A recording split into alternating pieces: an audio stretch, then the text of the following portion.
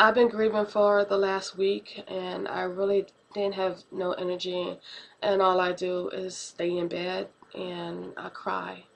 I cry on the days that I miss my daughter.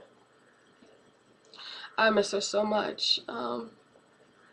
Just some days I go around and just don't think about it and think everything is going to be fine.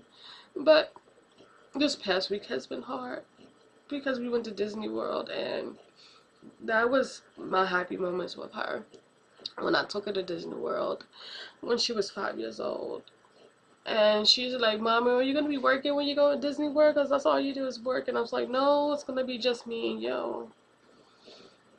And it's just hard because I always had a dream and always had the wish when she got older, when she got 16, 17 years old, that she was going to actually come knocking on my door, and then I can really tell her my stories of why I wasn't around and why she thought I didn't care. And it wasn't because I didn't care. I love my daughter with all my heart. It was just the help with the juvenile family court system and the family court system, the juvenile court system, that got me away from you. And I fought everything that I had. I spent almost $500,000 to try to get you, and I still didn't win. So this week was hard because I miss my daughter. And every time I'm around my Girl Scouts, it reminds me of my daughter, especially when I have the second and third graders.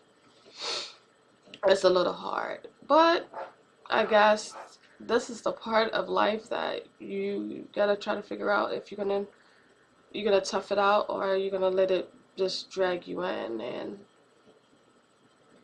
I hope I can tough it out and it doesn't drag me in. I wouldn't wish parental alienation on anybody. I do believe that two parents need to be in their child's life regardless of what the situation is. Now, if the child is being abused, really being abused and not just having allegations that the child is being abused, then you need to really rethink it. But it just really hurts when your child, because she's trying to protect her so-called the one that loves her completely, do all these crazy things and say all these crazy things about you, and they never really been around you. So this week has been hard. I've been not motivated. I haven't did anything. I really don't eat. All I want to do is go to sleep and stay asleep. But I know that's not the answer of healing.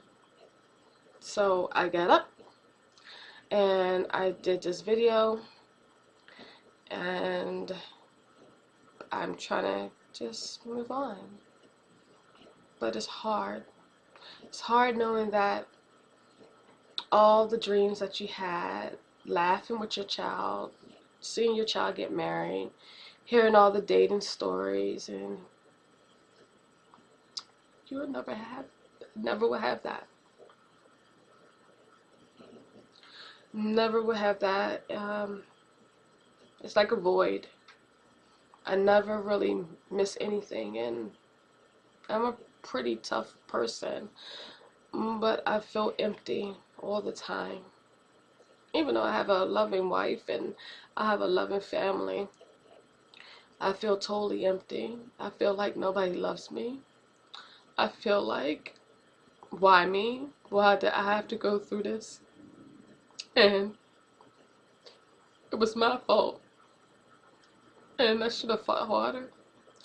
And I really did. I should have moved out there. I should have camped out. I feel like I should have did a lot of things, and I don't know. I guess the guilt and the person is why I'm here. Why am I here and my daughter's not? If I had it any other way, I'd rather be dead than have my daughter alive. But why do I have to fill an empty void at the age of 37, if not knowing that I'm never ever going to see my daughter again. And this makes it a little bit harder because I went through the same thing through parental alienation. But this time, she's never going to come home. And that's what's the hardest.